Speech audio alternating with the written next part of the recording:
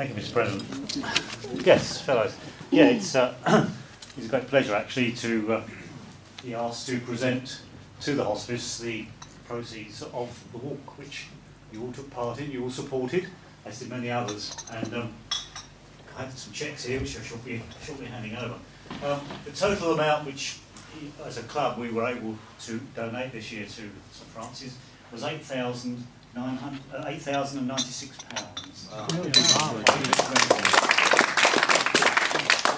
It's a breakdown, and the cheque we'll be handing today is slightly less than that, because obviously some of the money is paid directly to the hospice. For instance, Paul here, who has joined us today, raised £600 on his own, collecting for us a Tesco,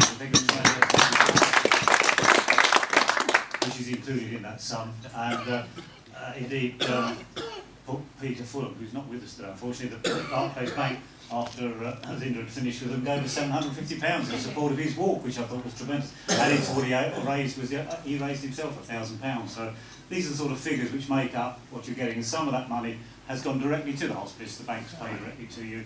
Paul's money is obviously that sort of thing. So the cheque I give you doesn't quite reflect the total amount, but the actual figure is over £8,000, which I would congratulate everybody for helping to raise, and I'm sure the hospice would appreciate that. A couple of thank yous really on that is one to the hospice, because they do give us great support, particularly on the PR side. The ladies there are able to have contacts with the press, and with past Dick's support they've been able to make sure our intentions on the walk are widespread and everybody knows about them. It obviously helps the money, so a big thank you on that one, and I'm sure we can look forward to your support next year. The financial institutions, Barclays and it was Santander, I think, were able to double up the money raised by two of our walkers, which is tremendous help. It makes a great difference, so that's great for us. So in that, and also I should just, while thanking people, thank David and Helen Paul particularly, who allowed us to use their home as the start and finish point, which made it very easy for us this year. So all in all, it was a big effort by everybody, and many thanks on my behalf and I'm sure the club to everybody who supported it. So it's really gave you great pleasure. I've only got two cheques for you, I'm afraid. Would you like to hand over to Fred? One is the from us, and one which was made paid directly.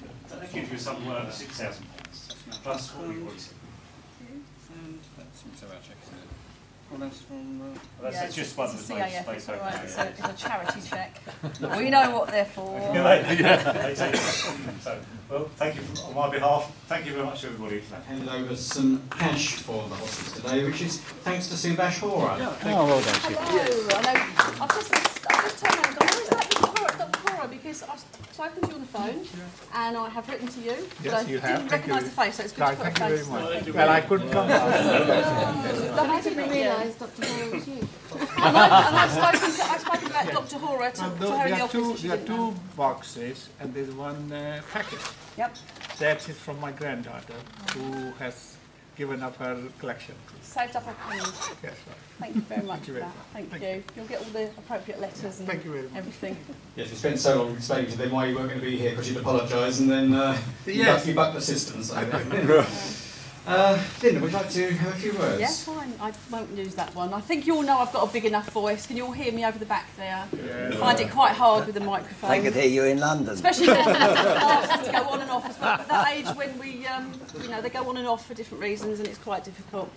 Firstly, can I say a really, really big thank you. It's like being amongst friends being here. I know so many of you personally, and I know so many of you do things outside of Rotary for us as well. So I really appreciate everything that you do. Those of you that I'm actually working with, I'm working on different projects at the moment. So Christmas over now, getting some work done, and I will be back to you shortly with what we want you to do for the next little while. I suppose one of the main things is you all know about hospice, you know where we are, and you've all been to different meetings, and you've all heard me speak many times about the services that we offer. So I'd rather than go through all of that again, I just want to give you a little quick update on what's going on at Hospice, anything new that's going on that you ought to know about, being as you're such great supporters of us. Firstly, I want to say thank you for the walk and the money that you've raised from that. It's absolutely amazing. I'm glad that you used the PR effort that we have now, because we have Claire. Her apologies for not coming today. She doesn't work on Thursdays. She's got two small young children, so she can't come along on Thursdays.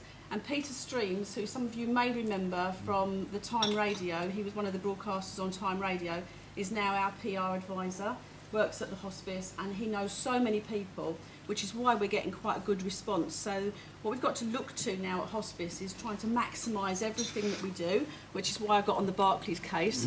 We've got to look at every bit of fundraising that we do, and we've got to make sure that we can make the most of everything, all the money that comes in, and maximise it through corporate donations, through advertising, or through just spreading the word more.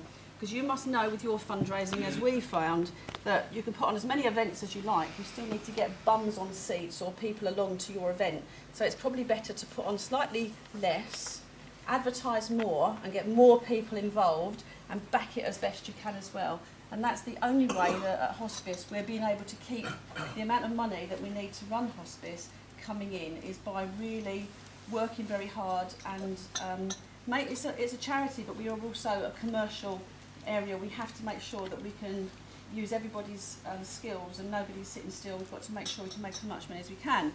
So the PR is brilliant. You found that with the corporate backing is wonderful. My ears pricked up when I heard you had Santander, because we need to do more work on that. I can make that bigger. I can make that more for next year. And when Brian told me how wonderful the amount of money was that you brought in, I said, isn't that great? And the next thing out of my mouth said, we'll have to work on that for next year and bring that target up. And he said he wasn't expecting nothing less from me. So apologies from Pam Court. So some of you have already met our CEO at different events that she's been to. She was invited today because this is such a huge amount of money that you're giving us.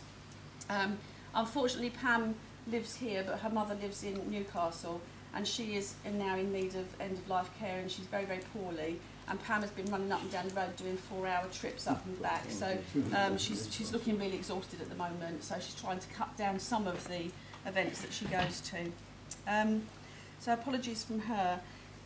So I suppose the next thing to say is that having a CEO on board for the last year, we coped for 30 years or 28 years without a CEO, and then now we've got a CEO on board.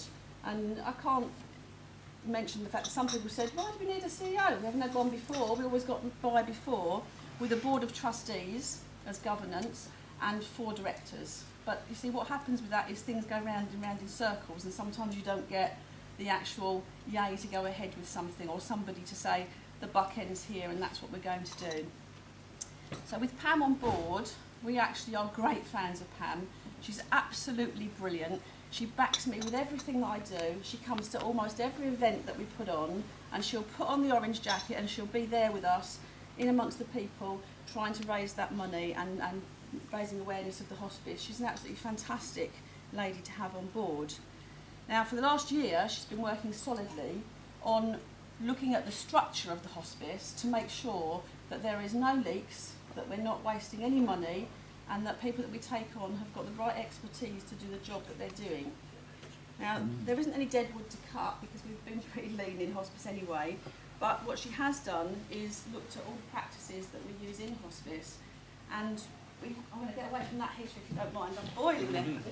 What we want to do is to be able to maximise the amount of people that can use the hospice, because now everybody in this area knows that the hospice is an absolutely fantastic institution. It's somewhere where you don't want to end up, but if you're going through that end-of-life care crisis, you would want to be there rather than anywhere else. Some people want to be looked after in their own homes, but that doesn't mean to say they can't have hospice at home care. So the same care that you would have in hospice, you can now have in your own home. Pam looked at this situation and she looked all around the organisation to see how better we can do that. Now, one of the things that we can do, and I'm not going to embarrass anybody, but somebody in this room has been extremely helpful to us over the last year, is for us to look for outside sponsorship to sponsor some of our critical, our most experienced nurses. So we have specialist care nurses who are going out delivering end-of-life care help packages to people in their own homes, in the environment, or even in residential homes. And we have one of our nurses now sponsored by somebody from within your organisation on a different level, but we're now getting that sponsored. That means that there is that much more money in the kitty to make sure that our wards stay open and we can look after as many people as possible. Now, if we can look to corporate and look to clubs and see if anybody else can come up with the money, because we've got lots of nurses out in the area, to pay a certain nurse, and they'd know who that person was. It might be Nurse Annie, and she would be looking after a certain area. Then you know you're actually paying for something tangible. That's somebody that is actually out there doing a job, looking after people. So that's a brilliant way, and that's something that I'm still working on, to find more money to pay actual nurses, because we do pay all of our own nurses out of fundraising. They're not paid for by the National Health Service. So next year, 8.5 million, of which 1/3 comes from National Health and all the rest comes from fundraising. So that's a big ask. And what Pam has done is looked at the clinical governance and looked at the fact that we've got more people wanting to come to hospice for different things, but we haven't got the room for them. Now, we've only got that site. You can imagine we can't make it any bigger. We can't put any more beds in it. If we did put more beds in it, the financial problem with that would be enormous, because it's not just the beds, it's more cleaners, it's more nurses, it's another consultant for every time you have more people to look after. So it's a no-no, that's not going to happen. We're going to look after more people in their own homes, so we have to support more nurses to look after people in their own homes. And the other thing that we're doing, the vision for the future, is I've told you also many times that we have a day centre, and the day centre looks after up to, and that's dependent on how well people are to get along to us, up to 17 patients a day. And they come in at about 10:30. They're brought in usually by one of our drivers, who are all volunteers anyway, and they're looked after during the day. They can see a consultant, a clinician, they can have wounds dressed, they can have complementary therapy, physiotherapy, all sorts of things. They might have some counselling, and let's face it, whilst they're there, they will be having counselling anyway. It will come naturally that we're looking after people whilst they are there and listening to what's going on at home, and have we got it right, have we got the package right for them. What we're going to do now is we have a waiting list, and we don't want to have a waiting list. So the clinical governance we've looked at it, and Pam has done a restructure, and she's looked at that, and what she's done is made it possible for us to run a clinic type day centre. So instead of people coming for the whole day and having this lovely lounging around in between seeing people, it will mean a tighter schedule, and it will mean a lot of work for us to do. But we will use the same amount of staff for the same amount of money, but we'll see twice the amount of people. And from that, it means they can come in, and they will come into a committed appointment. So they'll come in and they will choose, do they need to see, do they need some complementary therapy? Do they need an occupational therapist to look at them and look at their needs at home? Do they want to see a bereavement counsellor? So they come in and they will have 3 disciplines to go through. They can see whatever they want, but they will also be able to have the social lunch. So we'll have the morning session come in for their three sessions, then they have lunch. The other lot that come for the afternoon come for lunch first, and then they have their 3. So there'll still be a chance for a bit of social interaction for people to be able to liaise with friends and see people, but it will be an in and out situation, and that is the only way that we can see more people for the same money with the same staff. It's going to take a huge amount of reorganisation, but Pam has done that. She's also taken every member of staff and turned them upside down and squeezed them out to make sure that there's absolutely no waste of any money. And I'm glad to say that we've just come to the end of that. It's been pretty harsh, having to have every penny counted as it comes. From spending £20, everybody wants to know why I've spent £20. And at the end of that, we didn't have very much wastage there at all. We've combined a few printing jobs and things to save some money. So we know now that for the vision for the next 10 years is that we are absolutely watertight, that we have not got any waste, and we are working for as many people as we can possibly be working for. But I can't tell you that it's still not really tough. I was speaking to Pam yesterday, and we have, because of a very good legacy that we were left at the end of last year, we now buck up to 7.5 months of reserve funding left in the bank. So if it all went wrong and everybody started losing their jobs around here and we had no money, in 7 months' time we would have eaten into those reserves, and that hospice would not be there anymore. So it's we're not in the situation yet where we have to scream fire and put a major appeal out. We wouldn't do that until it was absolutely necessary. But we need to keep going, we need to be proactive, we need to make sure we're getting the most back in from everybody that we can possibly get, and that we are super efficient within hospice itself. So that's what we've been doing for the last year. There seems to be a governance committee meeting round every corner, and we all thought, oh no, but we all know that it is for the right reason, and it's come out to show how well St Francis is doing. And the other thing that was brought to my attention today was that our hospice has such specialist services. It's been looked at on a guide to what other hospices do and what hospice means. And one of the things I picked up today I was really pleased with was the fact that St Francis Hospice is the only hospice in Essex and East Anglia that actually looks at a daily referral. So we sit round, we personally, the clinicians hospice sit round a table and actually look at the referral list every single day, and no other hospice does that. They have batches, blocks of people that come in for certain weeks, and it may be weeks along the road, and that might be too late for somebody. So we need to make sure we can get them in as soon as possible, and that's a lot of work, but our staff manage to do it and make sure that we give the best service to the area. So I hope that gives you a little bit of an insight of the fact that we are really trying so hard, and I hope that makes you realise that your money that you give us is really spent wisely, looked after, and we really, really appreciate it. So that's it, really, that's from me. So thank you for listening, and I hope that reassures you anyway to what you've done with us.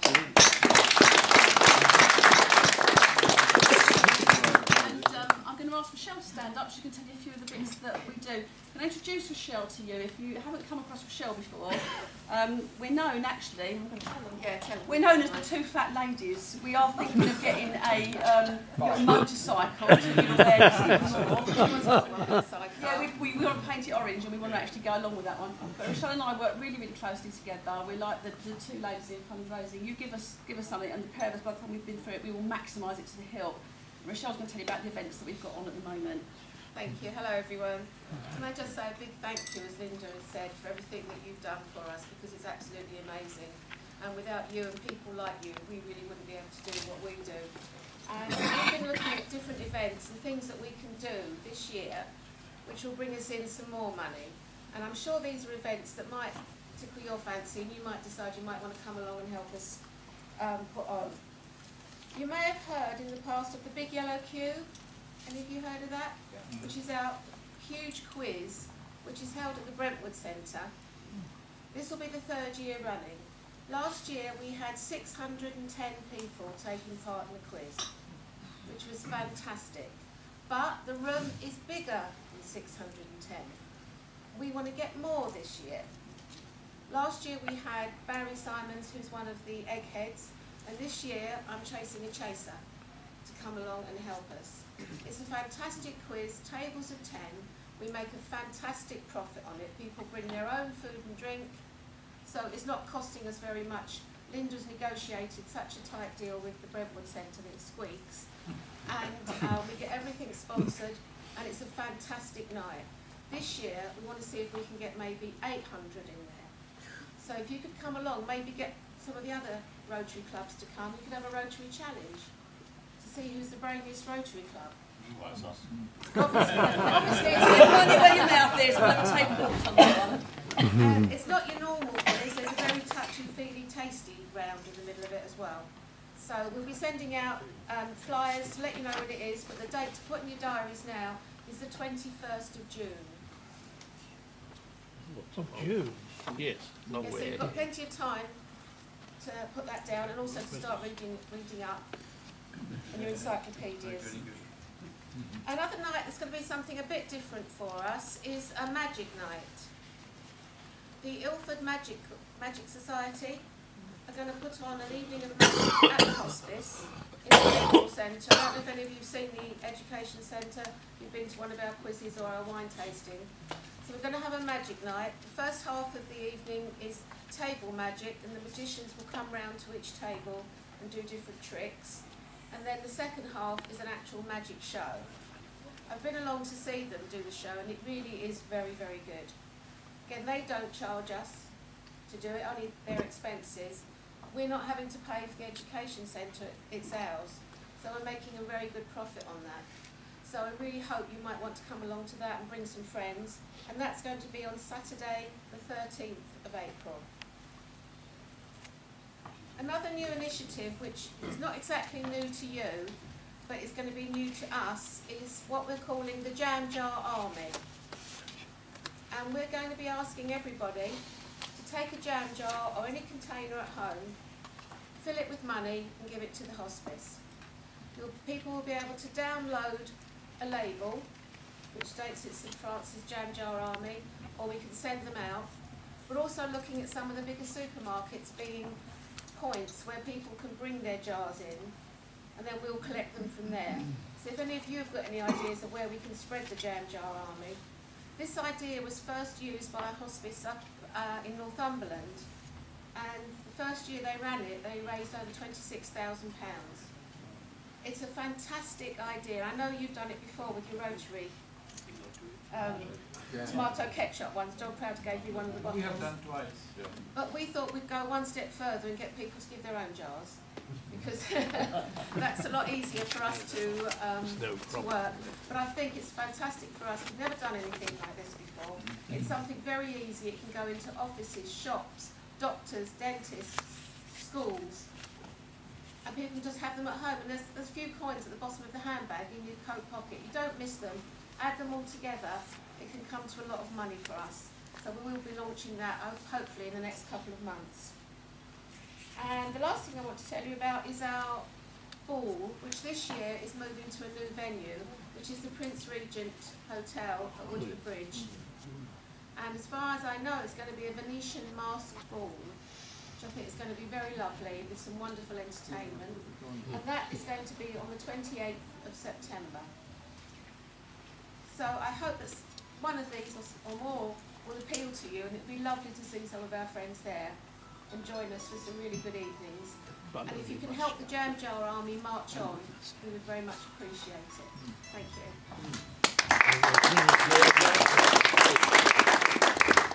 Would you like a few words? Yes.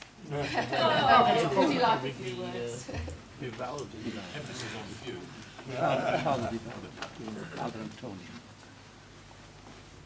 It's a great honour for Ellen and I to be invited here again. And thank you very much. I've got to say, for Linda and Rochelle, I've known them for quite a time. I call them Gert and Daisy. Anyway, thank you for all those who sponsored me for the London Marathon. This will be my 22nd. And those who haven't sponsored me, may you have a reasonably safe weekend. Last year I raised £8,220 and 9 pence. I gave the 9 pence. But so far for running, I've lost count, but I think for the hospice I've raised about 80,000. That's the last 16 marathons. I don't worry about time anymore, as long as I get in the same day. Ladies and gentlemen, just to finish up with, can I teach you the Siamese national anthem? No. It will only don't be like that. It will only take 1 minute. That's all. It's the same tune as ours, right? Please, can you say this after me? Oh, Tana, Siam. It's the same tune as ours. Are you ready? Oh, Tana, Siam.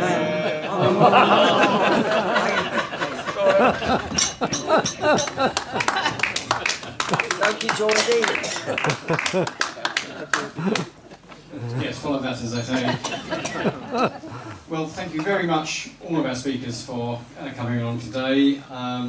It sounds like sort of squeezing a quart out of a pint pot, what you're doing at Hospice, and it's very encouraging that you are making efforts in that direction. And every year you come to us, it's very encouraging for us all. And Paul, amazing. I don't know how many more years we're going to see you running the marathon, but we're always pleased to support you. I forgot that. I would like to do a show here. I've got my own charity concert party. I would like to do a show here for the hospice. Well, thank you. Paul, could you do me one final favour? Because I've forgotten to draw the raffle. Could you pick my ticket? Yeah. £2 a ticket. Make someone. It's going up. Make someone. £2 a ticket. Yeah, going to spring, yeah. Ken will be there. So we give 2 bunches of flowers. Got a number there, Paul, please? Come on, Paul, do your business.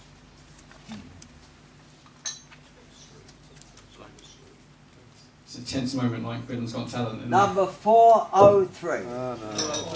403. Hey, I told you you'd win, didn't I? You've got a bunch of flowers over there. You've got to Not meant to be here. I'm just here to say something about St. Francis Hospice. I have known the staff St. Francis Hospice for the last over 28 years. We had a marvelous support from them. The staff is very good. Their services are improving every day. Now this home service, patients have liked it. They enjoy staying at home rather than dying in their last day at the hospice. So recently a couple of my patients have died at home and they were looked after by the staff from St. Francis. So I'm very thankful to them, whatever they are doing. Please carry on. Thank you. Thank you.